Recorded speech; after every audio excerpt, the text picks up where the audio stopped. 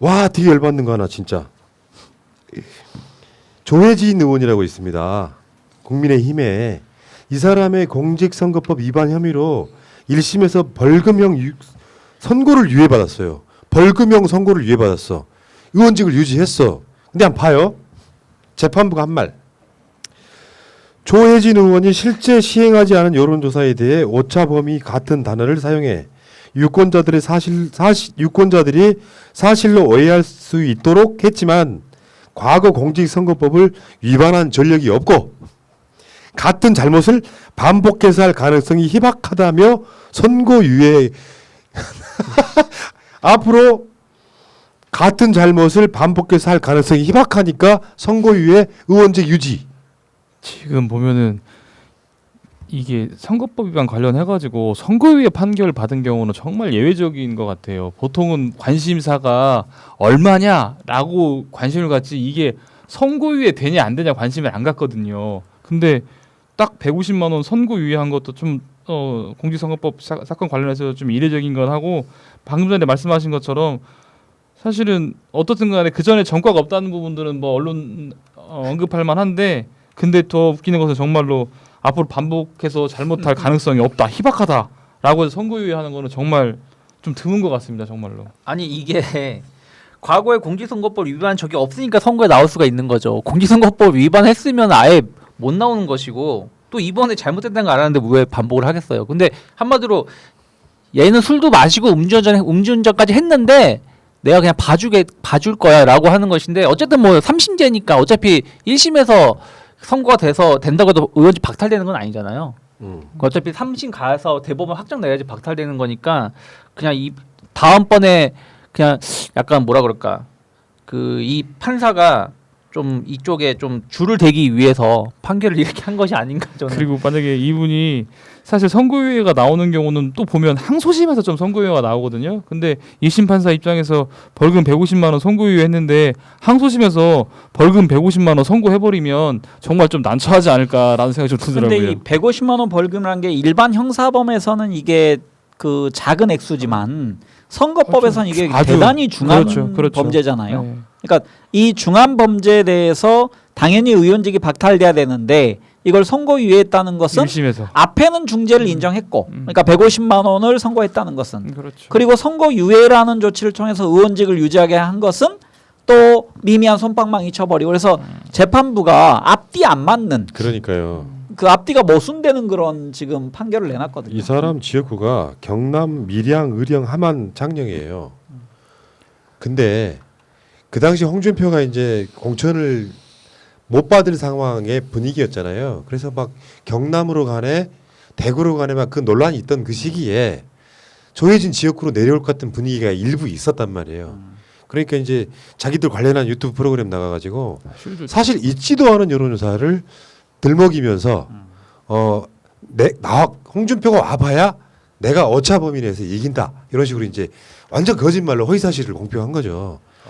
여기에 대해서 진짜 이 판사님은 참 훌륭하신 게 유권자들이 사실로 오인할 수 있도록 했지만 거짓말은 했지만 과거 공직선거법을 위반한 전력이 없고 같은 잘못을 반복해서 할 가능성이 희박하다 하면서 그냥 내가 봤을 때는 이 판사는 조혜진을 봐주고 싶었다는 것이 너무 명확하게 드러나 버린 거죠.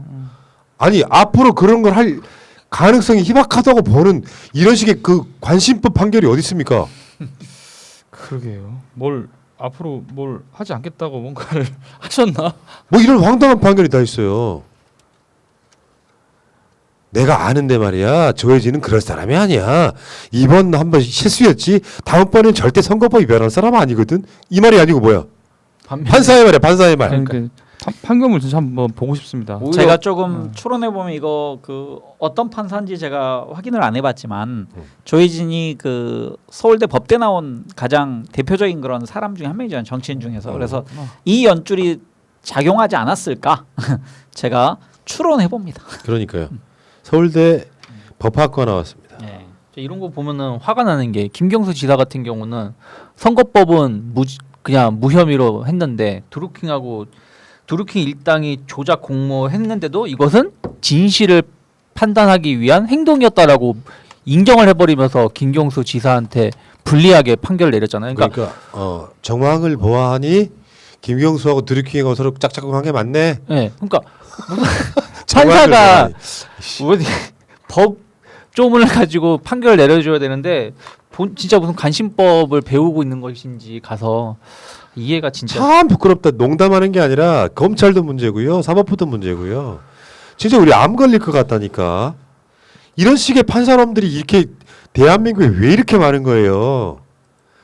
예전에 그 김진태가 그 허위 사실을 문자로 날렸다가 비슷한 이유로 김진태 면죄부 줘가지고 다시 선거에 나오게 만들었던 게 또 판사예요. 같은 판사는 아니지만 비슷한 이유 있잖아요. 그쵸. 그게 허위 사실임을 몰랐다. 그렇기 때문에 봐준다야. 최민희 의원은 저 황당하지 않습니까? 호가 그 문자로 보낸 그 허위 사실이 허위 사실임을 몰랐기 때문에 이 사람은 무죄. 이건 무엇이? 어떻게 생각해? 법 배우신 분 말해봐요 지금. 아니 사실은 이제 허위 사실인지 아닌지 항상 그 허위 사실 공표죄에서 문제가 되죠. 그래서 허위 사실인지 몰랐다고 사용하는 근거로 언론을 많이 쓰거든요. 언론에 이렇게 나왔어. 근데 내가 이거 허위인지 어떻게 알아? 이렇게 해서 많이 빠져나가는데 그 김인태 씨 관련해서는 정확하게 어떤 내용으로 허위 사실을 공표했는지를 잘 모르겠습니다. 그리고 그거 알고 계셔야 돼요. 김인태는 예. 역대급 사건이기 때문에. 그리고 그래서 몰랐다고 하는 것이 이제 예를 들면 이제 문자를 발송하거나 할 때도 일일이 이제 어떻든 간에 이제 이쪽에서는 내가 보고를 하고 발송한 것이 아니다. 뭐 이런 얘기를 했겠죠. 그러니까 우리는 이렇게 열받아하는 거예요. 행해진 범죄적 행위, 불법에 대해서 그대로 평가를 하면 돼. 이게 공정한 건데 어떤 놈은 나는 김경수가 싫으네. 성창회에 이어서 연속적으로 1심, 2심 판사들이 김경수가 싫어. 그러니까 김경수가 잘못된 것만 보여. 근데 말도 안 되는 논리로 선거법을 유지하기는 좀 그렇고 김경수를 날릴 방법이 선거법만 있는 게 아니야. 업무방해 같은 걸 집어넣어가지고 날려버려요. 있지도 않은 것을 자기 뇌피셜로 관심법으로 그랬네. 드루킹하고 짝짝꿍한 거 맞네. 유죄. 어떤 판사 새끼는 앞으로 이 사람이 똑같은 잘못할 가능성이 없다. 희박하다고 선고 유예를 해줘.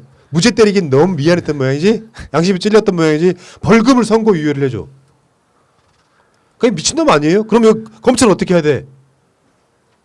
당연히 항소를 해야지. 항소하겠죠. 항소하겠죠. 당연히 항소하겠죠. 이거는. 아 진짜 되게 열받네 진짜. 어떻게 할까 지금.